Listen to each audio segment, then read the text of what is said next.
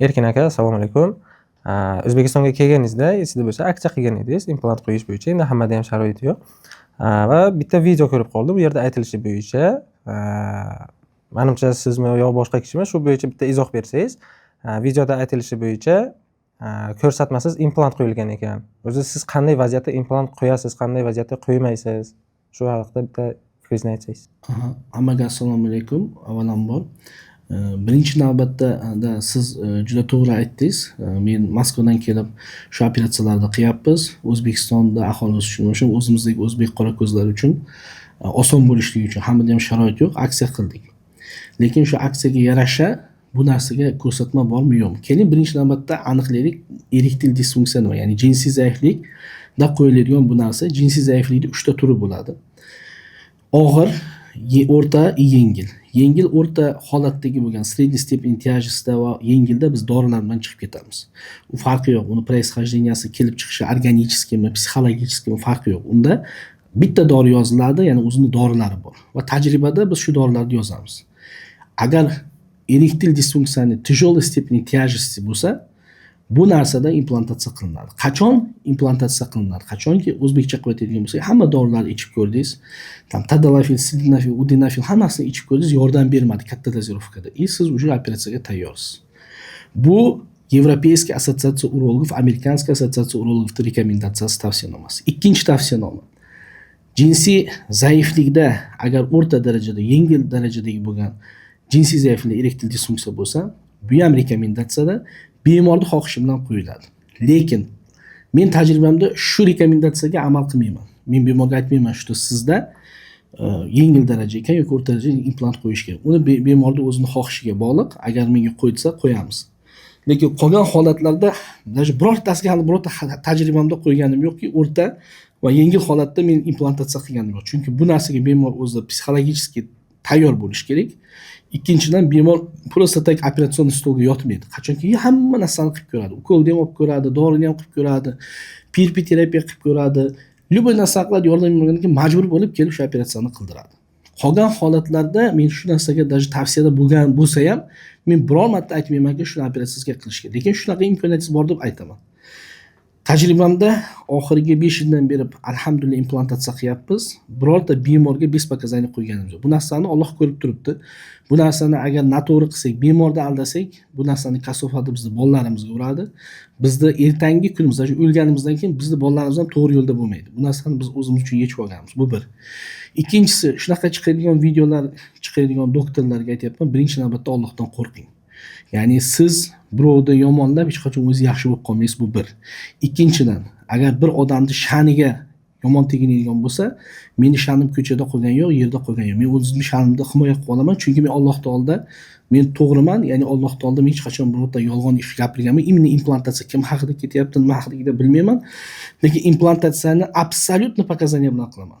Va bu narsada men litsenziyam bormi? Albatta, men Kazanskiy государственный медицинский университет Rossiya Federatsiyasini tugatganman, ordinaturani tugatganman. Hamma diplomlarim qo'lda. Bu operatsiyani men alhamdulillah nechta ustozlardan o'rganib Moskvadan kelib qilaman. Agar raqobat haqida gapiradigan bo'lsak, birinchi navbatda raqobat sog'lom bo'lishi kerak. O'zbekiston hududida raqobat qiladigan bo'lsak, biz sifat bilan raqobat qilaylik. Bemorlarga to'g'ri gapirish bilan raqobat qilaylik va bemorlarni aldamasdan ana o'shalarni sifatli va butun jahon sog'liqni saqlash tashkiloti, Европейская ассоциация urologga keladigan bo'lsa, Amerikanskiy assotsiatsiya urologga yoki Rossiya общество urologida tavsiyanomalar bilan ish qilsak, meni kim ma'lumot qilsa, uni ma'lumotchiga men hech qachon ma'lumotdan qo'rqmayman. Nimaga desa, chunki men o'sha rekomendatsiyada qanday yozilgan bo'lsa, shunday qilyapman.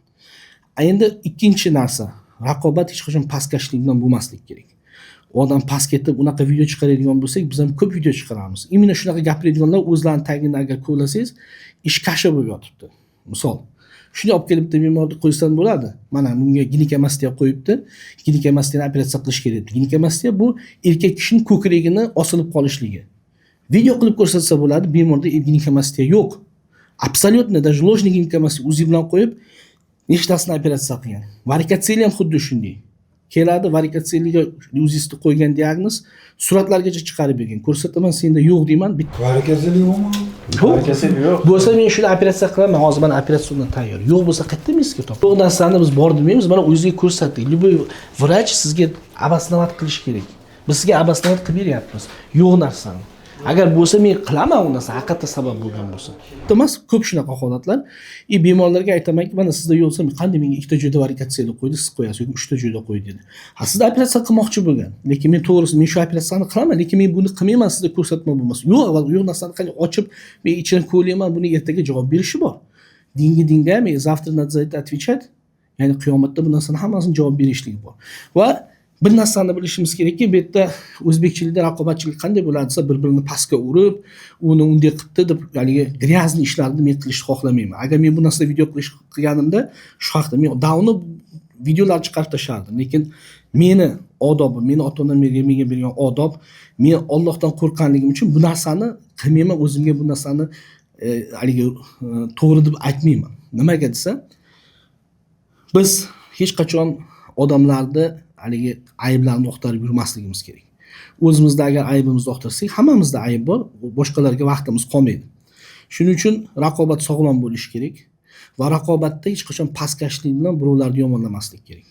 Agar yomonlashtirgan, pastkashlik ketadigan bo'lsa, bu juda yomon oqibatlarga olib keladi.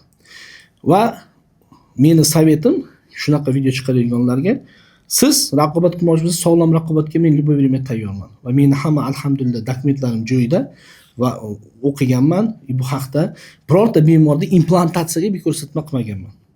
Boshqa operatsiyalarda ham. Va bu haqda mana o'zida operatorimiz kelib video oldi. Videolarda bor, даже bemor so'rayaptiki, shu implantatsiya haqida nima deysiz? Ha, senda ko'rsatma yo'q. Na ko'rsa bir ko'ray. O'shanga aytsa bo'ladi, men senga puli bor, Yevropadan kelgan bemor. Puli bor. Qo'yib bersa bo'ladi, lekin unga oldindan yoki bo'lmasa Tojikistondan kelgan bir bemor.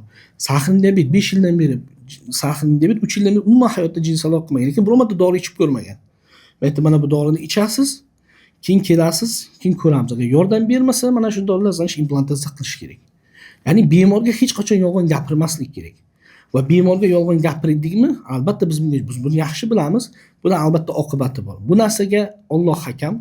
Vaqt kerak, vaqt o'zi ko'rsatadi, ko'rsatyapti ham. Kim haq, kim nohaqligini.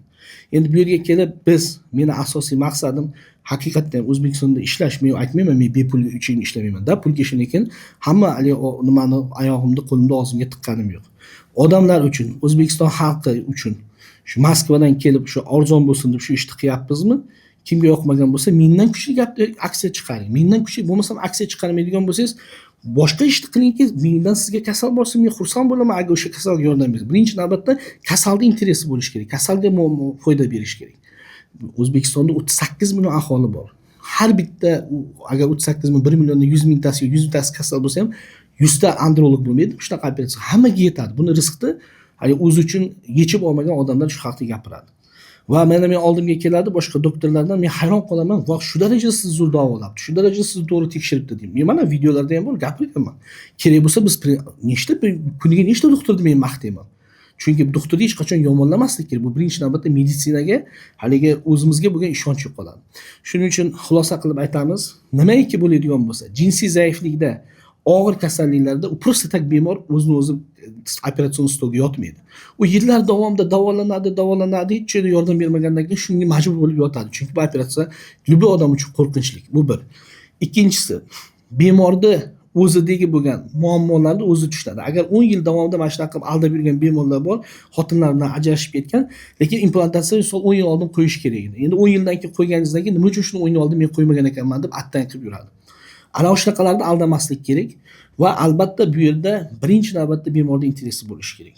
Va meni oxirgi gapim, men hammadan Allohdan hammaga insof so'rayman, tavfiq so'rayman. Men shuni aytaman. Agar meni sha'nimga yana gap bo'ladigan bo'lsa, men ham yomon gaplarni, men ham o'zimdagi bo'lgan yomon hislatlarni chiqarishim mumkin. Lekin unday qilishga meni majburlamang. Men ham ko'p gapirsam gapiraveraman. Endi o'zbekchilikda kelib, Moskvadan kelib ish qilyapmiz, aksiya qilyapmiz, ko'ra olmadingizmi? Raqobatni sog'lom qiling deb shunga men talab qilaman, shunga qarab amal qiling deb aytaman. Hammaga salomat bo'ling deb aytamiz va kommentariyada o'z savollaringizni qoldiring, o'z fikringizni qoldiring. Salomat bo'ling. Jungle.